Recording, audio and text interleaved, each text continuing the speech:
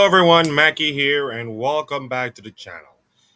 Well, ladies and gentlemen, it is time for me to put a bow on the Mid-Season Invitational 2026 by giving myself the power to award so many teams, so many moments, and so many players that make MSI 2026 a unforgettable tournament to be remembered. Now, unfortunately, Riot Games doesn't have the power to give out all pro first teams and second teams and all the superlatives, of course, but that is going to stop me from trying, of course. So today, we are going to wrap up 2026 by doing the first, second, third team all pros and my team of the entire tournament, and I'll explain to that later, and also my superlatives for MSI 2026, of course. So, in case many people do not know what the All Pro means, it's basically the most impressive team in the team, of course, which is the first All team, and the second most impressive team, and the third most impressive team voted by yours truly.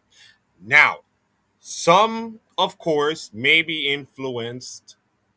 Actually, no, let me just rephrase that. Now, this was typed in before the finals. Now, this was all typed in before the finals. Also, okay, let me just paraphrase that. I kind of feel like I kind of dabble a little bit after the finals, so I'm just saving it after the finals for me to get my all pro voted, of course. I was going to do it before the finals, but I've realized I have to wait until the entire tournament for me to make some changes, do a little stuff, and then, of course, give it my all pro vote. And no, there'll be no cash incentives to some of these players. It's going to be the recognition of me being awarded these players for their incredible work at MSI 2026. So as you can see, my first team All Pro for MSI 2026 go to Zeus for Hunter Life Esports, Shun for BLG, Knight from BLG, Pays from T1, and On for BLG. Now that I think about it, I do not think that Knight have a great tournament, to be honest. So the question is, who do I replace? Maybe I'll replace with Zeka. Maybe I'll replace Knight with Zeka. I think Knight over Zeka over Knight is pretty much obvious. Because I believe if you wanted to say this, Zeka had a decent, good tournament. He wasn't have other godly stuff. And yes, there are many people who wanted to say that, oh, Hunter Life Esports won the whole thing. So you're going to put all the Hunter Life Esports in your first team All Pro. No, I did not. I put Pays as my 80 carry for T1. And I also put On and Shun because I feel like the jungle support was the real difference in BLG's run towards the finals and of course in that series against Live Esports. I think Shun was impressive, of course. I think On was pretty good, of course. And that pretty much is the reason why I put them on the team. I also put two of the Honor Life Esports members, Zeka and Zeus. Most importantly, Zeus, who played the most even kill, but also important moments in this tournament. And I think he deserves a lot of love. So I put Zeus as my top laner. Zeka was good. Not necessarily utterly good like the other mid laners. But I think he was really good enough. I think he was steady. I think he played the champions pretty well. I think his counter matchups were pretty good. And I think he's like the most stable player on the entire team. When Gumayusi has been like hit or miss sometimes with the mage metas, by the way. The mage bot meta is going to be on the range, of course. And then, of course, you got the light being up and down. Although the Blitzcrank game was really cool, I don't see him overall play decently well. So I got the first team one more time. Zay from Hunter Life Esports, Shun from BLG, Zeka from Hunter Life Esports, Pays from T1, and On for BLG. Over to the second team, of course, is Ben from BLG, Inspired from Leon, Saint from Leon, Gumi UC, and the Light from Hunter Life Esports. I think I put Inspired and Saint. I be brutally honest, I don't know if Inspired deserves second team All Pro. Then again, I just don't know which other players other than Inspired can ever replace him. Should I replace him with one of the Team Secret Wales players? Maybe. Maybe. But that will be unfair. Maybe I could just put Owner over Inspired, but I don't think Owner had a great tournament by himself. maybe Skumon, but let's be honest, Skumon did not have a otherworldly tournament by himself, of course. So I think by property, I go to go with Inspire. I think he and Saint were absolutely brilliant. I put Saint in my second team because his performances. Yes, I get it against lesser teams, of course, and most importantly, G2 for North America's sake. But I think Saint was pretty good. I think Saint overall looked way above better than what we saw in first stand when we were just like using Azir for like funsies and all this kind of stuff. You gotta say this guy has improved. This guy really improved himself, and to see him as a second team All Pro beside Inspired was really huge. Ben, I don't think he had a great enough tournament, but I think he made some decent, good plays. Of course, to say that I think he deserves some second team All Pro voting, of course. But I'm not saying he's like the god tier top laner as many people thought. Gumayusi and Delight, I think they deserve some second team pro voting. Gumayusi has been solid in the tournament, especially in the finals, of course. Delight was pretty good, of course. But Gumayusi pays over Gumayusi. I mean, Pays was just way good. Way good in the AD carry. I think you could say that Pays was the only bright spot in the T1 roster who performed so well in this tournament. And Delight, well, he's good, but On has been so good, so good. And I think the support is going to be coming the difference. I think the light was okay in my opinion. So I think you can say that the light is the second team. So I'll stick with that. So one more time, Ben from Billy Gaming, Inspired, and Saint from Lion, and Gumi UC the light from Hana Life.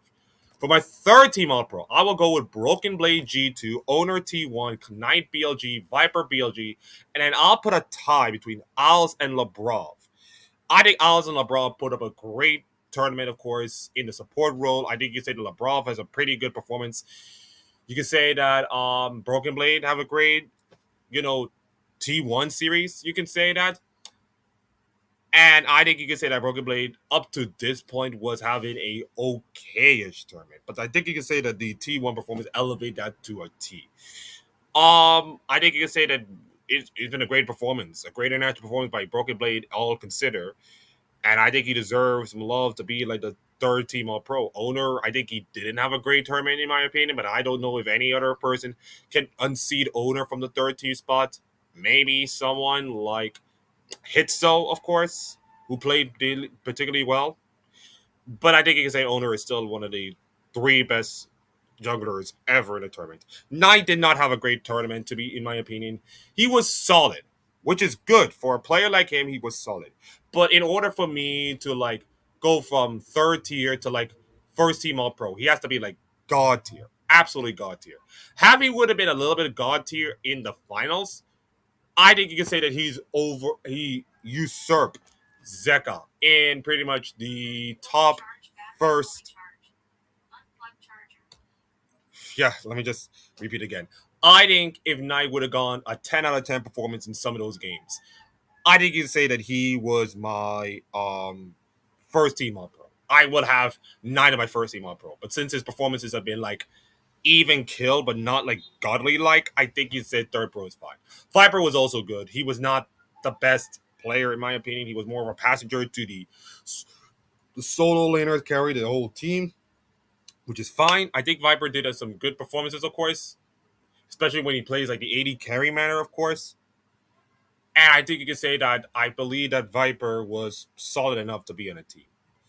I think you can say that, and I say it in my shorts, that I believe that BLG's issues were not the players, and that I think the players did fine, but mostly the draft giving them really hard time towards the matches. Because even in their win against Lion, I don't think they were impressive enough in those 3 games to make you feel like, ooh, BLG looks really scary. I don't see that, of course. And I think Viper could be one of them.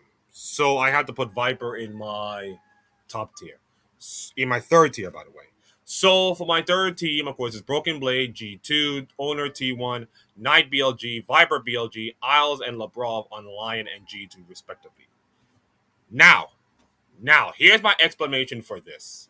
The Timu of the tournament is pretty much simple. Anybody who don't know League of Legends, Timu is the most hated champion in the game. Or is it Yumi? I don't know. But you can say that Timu is like universally hated by so many League of Legends communities over the years. It's been dawned, of course, from the early stages of league, and it's still dawning even today. And the team of the tournament is pretty much simple. It's pretty much picking the worst of the worst players from this entire tournament. The persons who absolutely put up a stinker in this entire tournament did not perform well and get a lot of flack by the older community.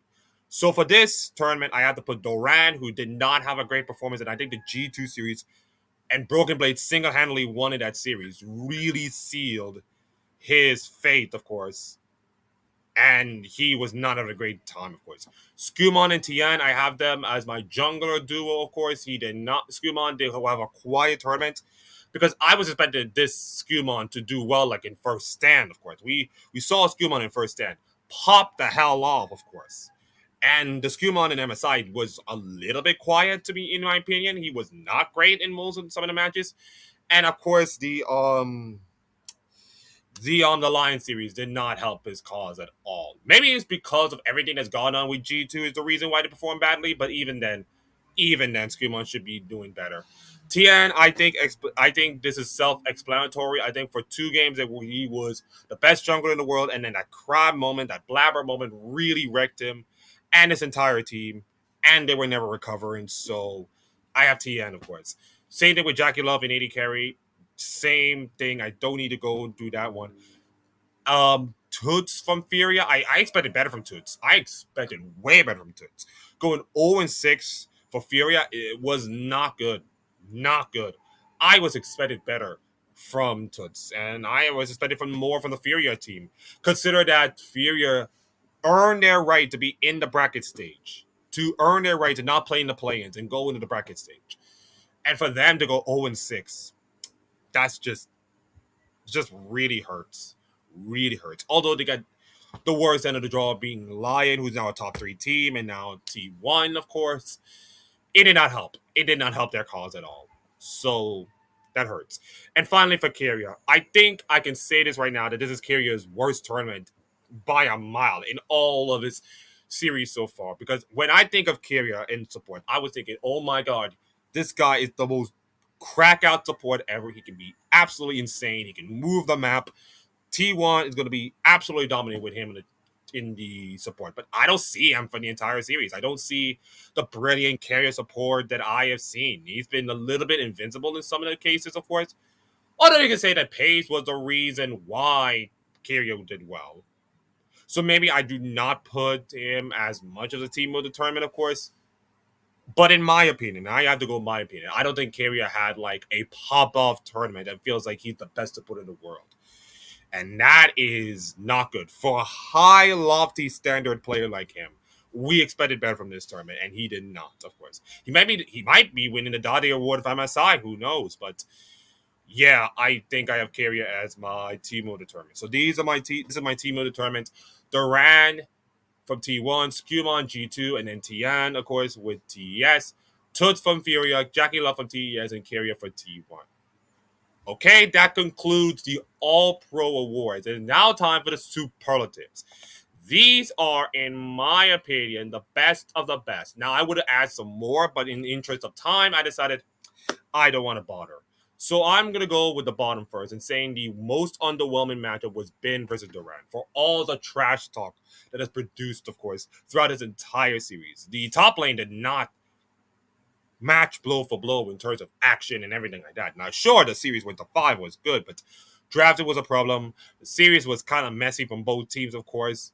And, of course, the mage bots did not help both of these teams at all. Now, there's a video, of course, that already come out to tell you why the mage bot is so volatile in this space right now. And I will try to do that maybe tomorrow, of course, since EWC is going to be on at the same time. And I know what you're thinking. Akeem, are you going to cover EWC? Sorry, Chief. I can't. You know my morals already. Or lack thereof. Anyways, I will do that tomorrow. But the Ben Duran matchup was all the hype, all the admin, all the feistiness, of course. All the hype, all the feistiness, of course, to become these two teams, and it did not do well. It did not do well, in my opinion. So, and especially both top laners did not do well in the tournament. So I have to put them as my underwhelming matchup of the tournament. So my favorite moments, of course, from MSI. I got G2 beating T1 for the first time in 7 years. That was a cool moment, of course. Really cool moment for G2 and the LEC, of course. I got Vietnam beating China for the first time ever with Team Secret Wells being top esports. A fully fledged Vietnam team beating an LPL team was huge. Yes, you can say the top esports kind of choke. It is what it is. But you cannot deny the incredible moment for Eddie and Hitso and Pun, of course, for this Team Secret Wells team to do everything now. And then LCS give everyone heartache versus Honda Life Esports. I mean, at 2-1, I was ready to say Lion is going to give 4 LCS slots. It would be incredible if that happened. But time and time again, when it comes to like North American international tournaments, and I think, listen, this is a great tournament for Lion and LCS as a whole in terms of like they got the second highest win rate. Like, I swear to God, like Lion had the second highest win rate among all the teams at MSI. That is wild, even to think about it. But when it comes to North America in these moments, trying to beat an LPL or LCK team, you got to have to feel like you cannot make a huge mistake. You cannot make a mistake like the red buff fight, of course, when Saint trying to TP in. That was horrible. That was horrible. I can see why they're trying to do it, but at that point, it's like you don't need to do anything crazy. I know it's hard. I know it's hard to try to be like, I want to be the guy who wants to beat China and everybody else. But it's sometimes you just have to need to calm yourself down. If you keep thinking about the moment too much, you are going to lose yourself and you're going to lose the thing that's got you in there. And also part of it was Hunter Live Esports not preparing for Lion at all, to be honest. Which, to be fair, I will give Hunter Live Esports a credit for actually preparing for a BLG. I'll give them credit for that. But at the same time, it's like it hurts so much. It hurts really so much that we are not getting an LCS team in a international finals for the first time in years. And I'm not saying that they would have beat BLG, but consider how BLG has been drafted and performed badly. Maybe hypothetically, Lion could beat BLG. Maybe, but we'll never know. We'll never know. The player determined, I go with Zeus. He was consistent, of course, throughout this tournament. He was clutch in most places. He was pretty good, and I will, of course, give him the award. The most disappointing team, I had to go with Top Esports. Pretty much self-explanatory. No need to sugarcoat it. No need to talk anything else. It is a pretty cut and dry award, of course. The best individual game performance. So these are the players in one game that play the absolute god tier live performance that you need to watch again and again and again to show that, okay, this play is for real. I have Pun from T Secret Wales in Game 3 versus Top Esports, going 5-7, 63 kill participation, and 23.1k damage on set. On set of all champions. That guy was absolutely crack. Absolutely crack on that set. And I would have given him the Volibear game, of course, after Honda Life Esports, but they lost that series. But he was pretty good on that Volibear, of course. So I think you can say that Pun is looking like the best player going into LCP. I wonder if I can do that. What if I can just, rank some of them? Oh, well. That's for another day. Broken Blade on the Kled. 15, 5, and 7, 4.4 KDA, 81 kill participation, 39.3k damage. Game 4 against T1. This was his legacy series. This was his legacy game and his legacy series. And let's be honest, G2 were down mightily heavily in that series. I was ready to say Game 5, T1 will BS their way to a victory. But some way, somehow, that Broken Blade performance was just unbelievable. And regardless of what happens from here on out, this performance is going to cement him as one of the best, one of the best top laners in all of LEC. Like, he's probably one of the best top players in LEC history. You can say that Wonder is pretty much up there, of course. But in terms of, like, recency bias, I think Broken Blade is pretty much, like, the best top player we have right now. I go with Zeus on the Swain. 8, 3, and 9, 5.7 KDA, 61 kill participation, 27.8k damage versus BLG in the finals. Game down 2-1. BLG have all the momentum, and then he decided to pop in the swing. Now, I would have given him also the Mundo play, but it's like, give me the damn ball, let me shoot, game on the line, and he delivered. He absolutely delivered. Never more, never more. And he was brilliant, of course. Now, unfortunately, BLG did fought back, but the Swain performance was just absolutely too much. How can you kill the Swain? You just can't. You just absolutely can't. So that was a huge club performance. And then Kanavi in game 4 against Lion, gone 6-2 and 8, 7 KDA, 70 kill precipitation, 14.3k damage against the Lion. Also huge, also clutch.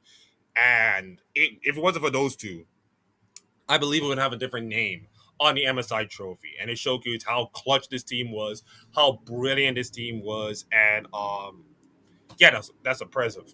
For okay, worst series from a draft perspective was BLG T1. I mean, all the hype that I mentioned, of course.